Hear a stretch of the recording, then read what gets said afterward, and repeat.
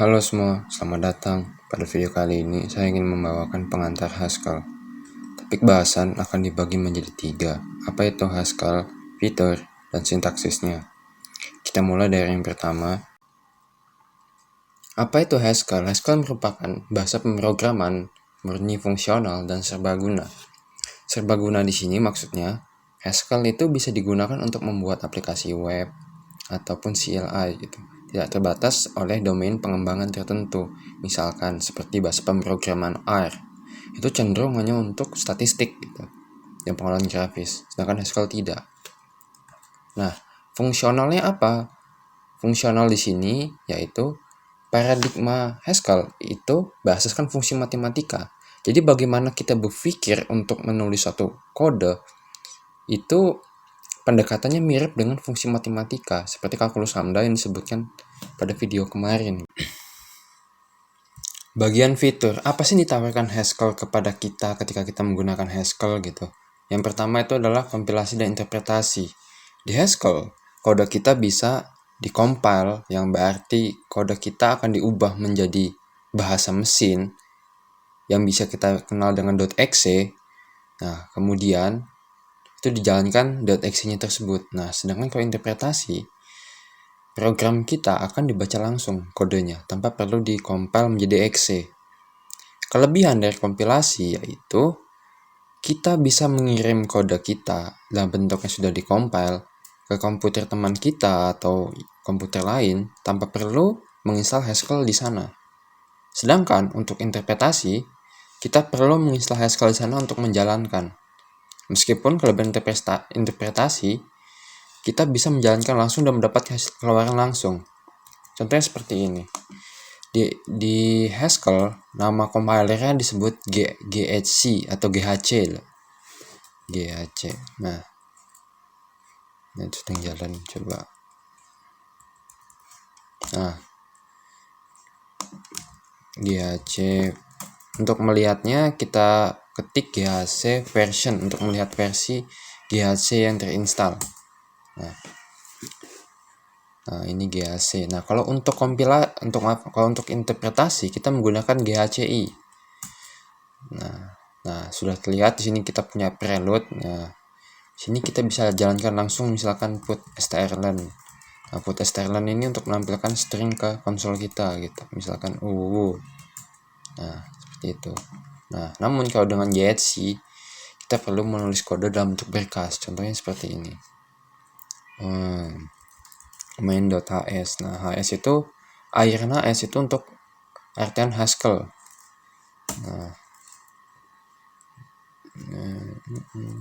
Nah, coba di sini kita mulai put strlen Nah, coba kita save. Coba. Kalau di compile tuh perlu yang namanya fungsi main atau suatu fungsi yang ditulis dalam satu script gitu. Karena itu akan menjadi entry point yang mana entry point itu adalah fungsi yang bakal dieksekusi sama mesin itu yang pertama kali. Jadi fungsi itu yang bakal dijalankan pertama kali ketika program itu dijalankan. Nah, kita save WGA number. Nah, untuk mengompilnya kita ketik GHC min 0. Nah, habis itu nama keluarannya. Karena kan biasanya kalau kita buka suatu file itu kan ada nama .exe gitu. Nah, ini keluaran dari hasil kompilasi itu, misalkan Nah, habis itu script yang mau kita compile itu main.hs. Nah, itu sedang proses kompilasi. Nah, kalau mau dilihat ls-la ini untuk melihat isi directory kita kalau di Linux. Nah, di sini saya punya scriptnya nih main.hs dan ini ini file binary-nya.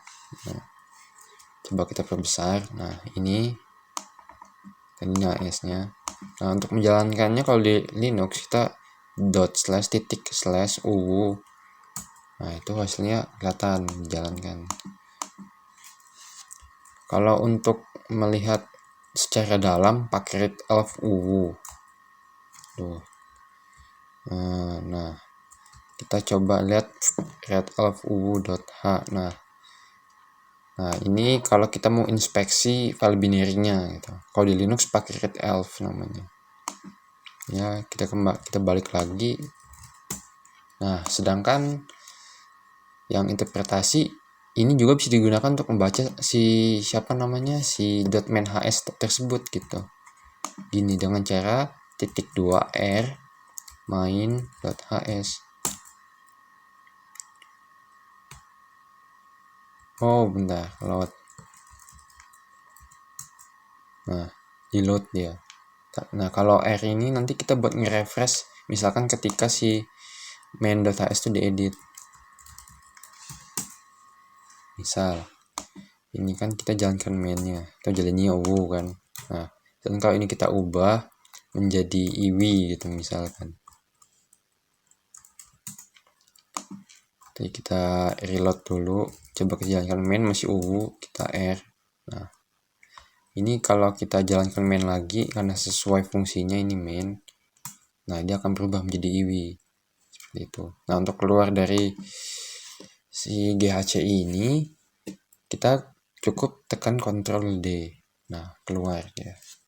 Sebelum itu dibersihkan dulu. Nah, ini juga untuk keluar di vim petik 2 wiki. Nah, oke, kita lanjut ke ke bagian lanjutnya, immutable. Nah, setiap variabel yang tadi definisi tidak bisa diubah gitu.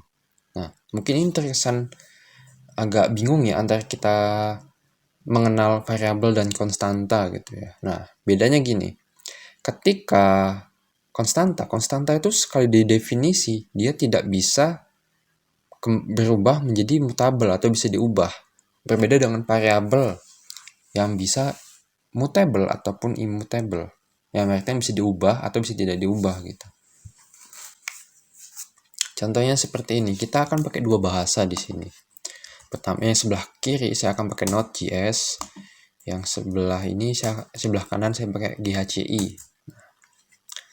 Untuk membuktikan immutable, mungkin kalau kita secara contoh gamblang ya, let A sama dengan A gitu. Habis itu kita tampilkan hasilnya A di sini. Nah, di sini kita coba A. Nah, hasilnya A. Juga A gitu. Nah, pertanyaannya bagaimana kita membuktikan bahwa ini immutable gitu, nggak bisa diubah gitu. Maka kita buat suatu fungsi X misalkan, yang mana fungsi X itu akan menampilkan si variabel A tadi gitu. Maaf. Nah, ini function X. Nah, di sini kita buat juga fungsi X put strlen A. Oke. Nah, cuman di sini bakal kita buat suatu perbedaan. Setelah fungsi X ini di sini di Node.js maupun di Haskell, kita ubah si A. Kita beri nilai baru. Contohnya si A ini kita kasih ubah jadi B gitu. Nah, A jadi B.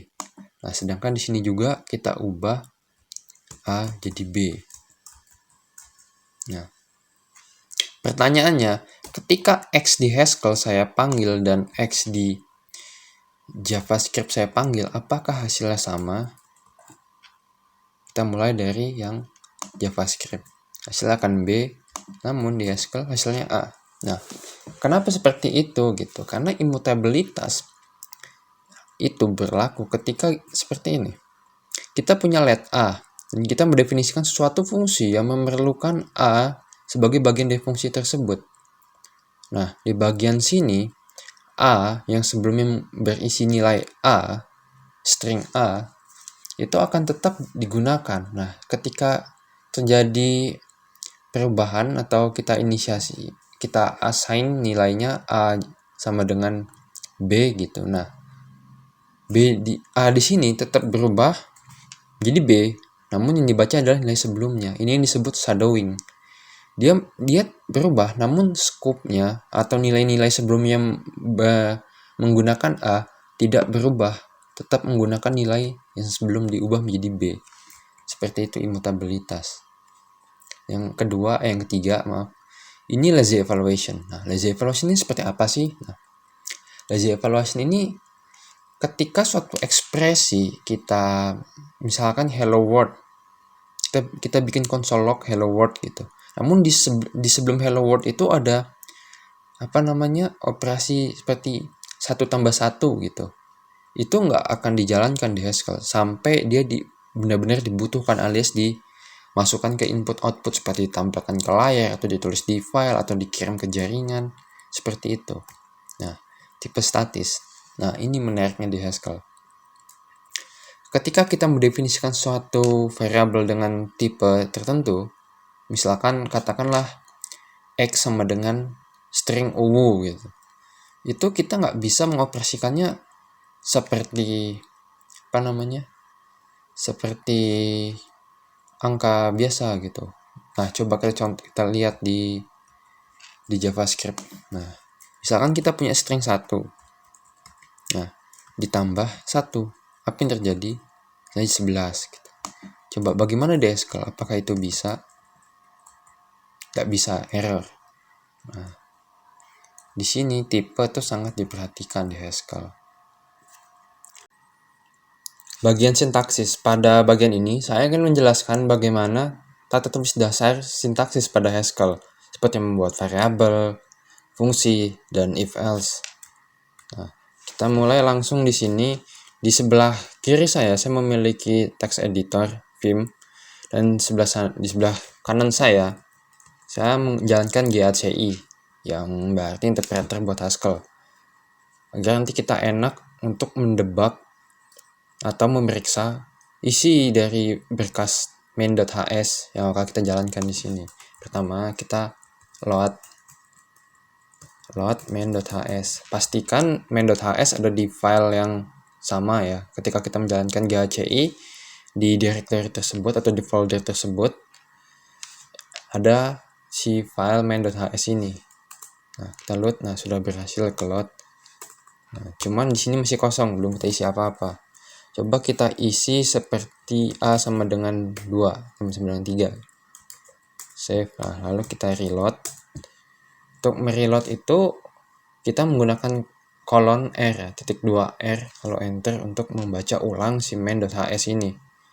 Nah, kita jalankan A, nah maka hasilnya 3 gitu. Kita ubah jadi 2. Nah, kita R lagi, habis itu kita A, hasilnya 2. Nah, seperti itu dia akan update. Nah, namun kita bisa mendefinisikan tipe dari suatu nilai gitu, biar kita nggak pusing. Misalkan X, IN. Nah, ini bisa definisi variabel dan juga bisa definisi fungsi, karena kita sama-sama mendefinisikan yang disebut dengan fungsi signature atau tanda tangan. Nah, misalkan X bertipe integer. Nah, jadi X ini hanya bisa bertipe integer. Coba kita isi string gitu. Apakah dia bisa? Nah, coba kita R. Apakah dia? Nah, dia error, dia nggak bisa. Nah, jadi kita sesuaikan. Nah, kenapa pas nggak pakai X ini bisa? Misalkan kita UWU, tapi ini kita hapus. Nah, habis itu kita jalankan. Nah, habis itu kita X. Nah, kenapa bisa? Karena Haskell juga melihat tipe dari nilai yang diberikan kepada suatu variabel. Nah, ini disebut inferensi tipe atau type inference dalam bahasa Inggris. Nah, kita sederhanakan lagi ke contoh awal yang pakai type inference, pakai type signature atau tanda tangan tipe. Nah, habis itu kita gunakan di sini R X. Nah, sama dengan 2. Nah, saya ingin membuat suatu fungsi di Haskell. Bagaimana membuat suatu fungsi di Haskell? Saya mirip dengan membuat variabel, namun ada perbedaannya. Nah, sini misalkan kita ingin membuat fungsi yang mencetak suatu karakter gitu atau string, misalkan tampilkan tampilkan. Nah, ini isinya. Nah, kita definisikan signature-nya atau tanda tangan tipenya seperti ini. Jadi tampilkan isi ini membutuhkan parameter isi. Nah, parameter isi ini kita tentukan dia mau tipe apa. Nah, kalau untuk kasus ini kita beri dia string. Nah, lalu karena di Haskell tuh pasti ada sesuatu yang nilai kembalian gitu ya. Nah, kita gunakan IO di sini karena kita hanya menampilkan si isi ini ke layar gitu. Nah, penampilan ke layar itu berkaitan dengan input dan output. Nah, disingkat dengan IO. Nah, kita contoh put strlen isi gitu. Nah, coba kita refresh apakah dia berjalan. Oke. Nah, coba kita tampilkan halo dunia. Nah, dia muncul gitu. Nah, habis itu kita mencoba bagaimana pengambilan keputusan di Haskell gitu. Misalkan gini, saya ingin suatu fungsi bisa menerima nilai beberapa pun yang akan mengembalikan kategori dari nilai tersebut gitu. Misalkan baik, buruk, atau sedang gitu. Nah, contoh gini, kita punya fungsi polusi udara gitu misalkan. Ini apa namanya ppm CO2 gitu ya. CO. Nah, di sini saya ingin tahu kalau misalkan saya if ppm CO-nya ini lebih besar lebih kecil dari 50, maka then kembalikan misalkan baik gitu ya. Habis itu else if ppm COO kurang lebih dari 50 dan ppm COO kurang dari 75 gitu. Dan sedang. Nah, selain itu akan bernilai buruk gitu. Buruk. Nah, coba kita save. Nah, kita save habis itu kita refresh ini. Oh, ada apa ini? Presley bla bla bla indentansi. Oh, indentansinya. Nah, kalau seperti itu, nah kita tambahkan, kita hapus saja ini. Nah, jadi kita beri indentansi untuk 2. Kok hapus? Nah, else. Oke. Nah, tampilannya akan seperti ini kalau dalam bentuk penuh. Tadi saya tuh ada kesalahan di indentansi. Indentansi itu apa sih? Nah, spasi ini nih, karena di Haskell indentansi ini sangat diperhatikan.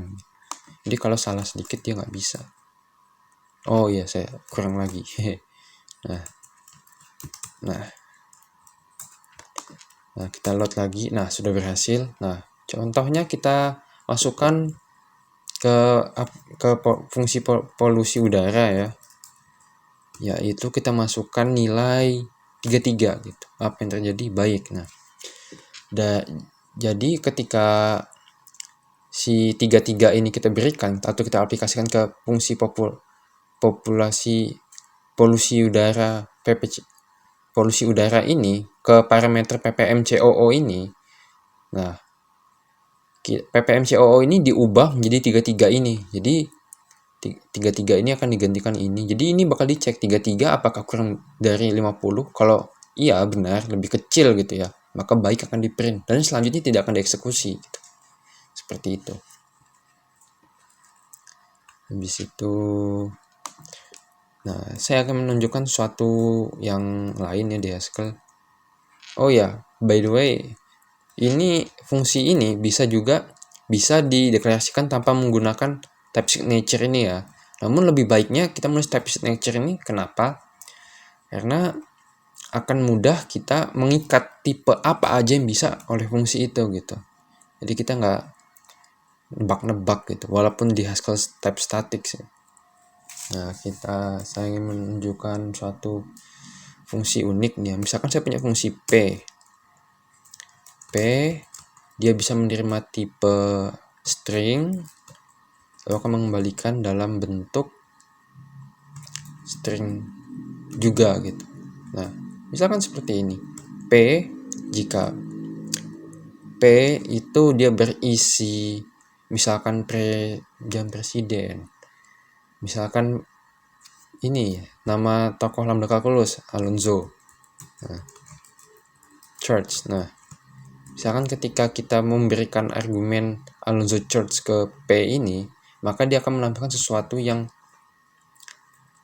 mengembalikan nilai yang unik gitu. Misalkan lambda kalkulus.